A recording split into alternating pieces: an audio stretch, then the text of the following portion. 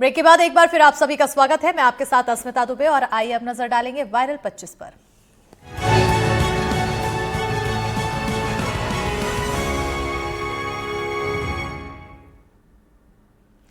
7 minute के लिए सिक्किम की सारी गाड़ियों पर ब्रेक लग गया। जो गाड़ी जहां थी वहीं थम गई। क्या वजह थी, देखिए इस रिपोर्ट में।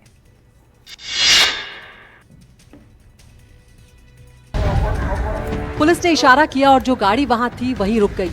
सिक्किम के सभी इलाकों में 7 मिनट तक ट्रैफिक का यही हाल रहा। पर्यावरण के प्रति जागरूकता बढ़ाने के लिए 7 मिनट्स टू अर्थ यानी धरती के लिए 7 मिनट नाम से मुहिम चलाकर 7 मिनट के लिए राज्य की सड़कों पर गाड़ियों की आवाजाही पूरी तरह से रोक दी गई।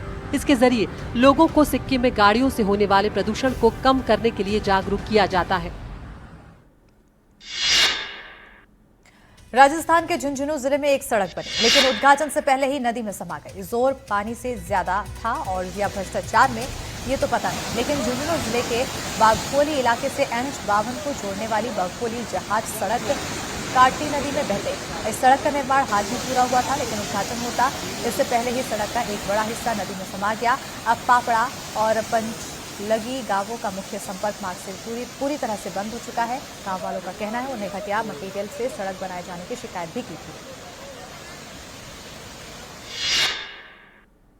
बिहार के सिवान में वोटर लिस्ट की जांच में ड्यूटी लगाए जाने से नाराज एक सरकारी स्कूल के टीचर हंगामा खड़ा करते नजर आए। सिवान में तरवारा के उर्दू मध्य विद्यालय में तैनात टीचर हारून रशीद को वोटर लिस्ट की जांच के लिए बूथ लेवल ऑफिसर बनाया गया है, लेकिन इससे उनका पारा ऐसा चढ़ा कि वो आत्महत्या की धमकी देते स्कूल की छत पर चढ़ गए। अपने गुरुजी की हालत देखकर डर के मारे बच्चे भी रोने लगे और बाकी टीचर हैरान रह गए। बिहार में वोटर लिस्ट की जांच शुरू हो चुकी है, लेकिन हारून राशिद ने BLO वाला चार्ज लेने से बार बार इनकार किया। जरा सी लापरवाही बड़े हादसे का सबब बन सकती है। दिल्ली में यही बात एक बार फिर साबित हुई है।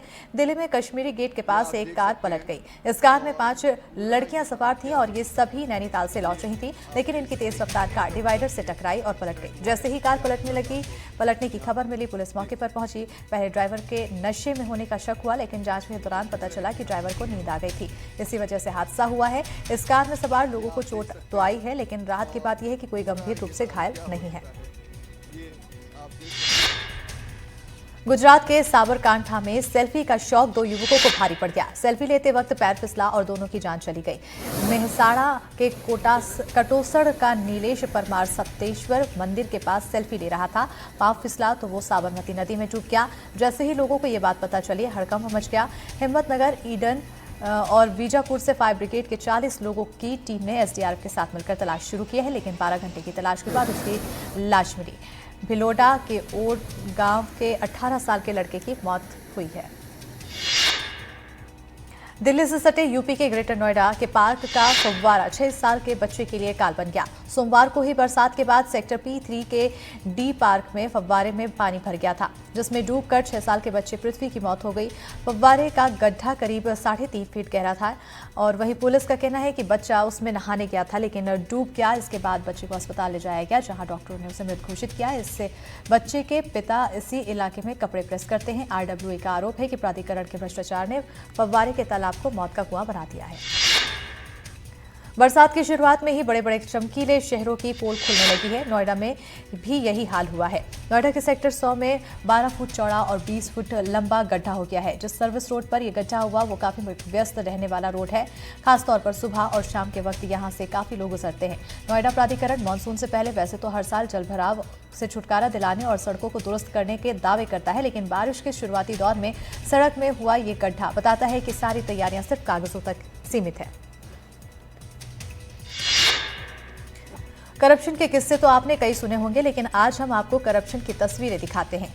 ये तस्वीरें आपको महाराष्ट्र की दिखा रहे हैं, जहां महाराष्ट्र की नांदेड़ की है। ये लोग सड़क तोड़ नहीं रहे हैं, भ्रष्टाचार की उधरती परत दिखा रहे हैं। बाभूल गांव के हेमल टांडा से गुजरने वाली ये सड़क डुगांव और डोंगर गांव को जोड़ती है। ये सड़क सिर्फ 2 हफ्ते पहले ही बनी थी। रविवार को इसका उद्घाटन किया गया, लेकिन अगले ही दिन इसकी परतें उखड़ने लगी, वो भी ऐसे जैसे केले के छिलके उतरते हैं। नांदेड़ से विधायक अतुल सावे महाराष्ट्र सरकार में मंत्री हैं और मंत्री जी के जिले में सड़क का ये हाल सबको हैरान कर रहा है।